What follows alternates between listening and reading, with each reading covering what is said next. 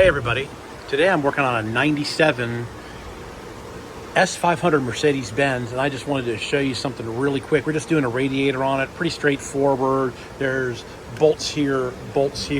You got the fresh air intake, and the fresh air intake you got to take out, take the hoses out, take a couple screws out. It comes apart pretty easily. But what I wanted to show you here is, if you look right here on the old radiator, it says BEHR for Bear, and then a Mercedes-Benz sticker and an emblem that says Mercedes-Benz. So Bear is the actual manufacturer of this radiator.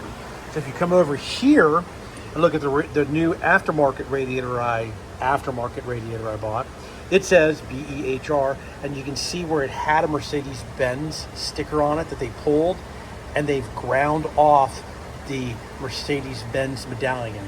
So this actually is the OE radiator for this car. Sometimes you're lucky and you get the OE parts without even knowing it.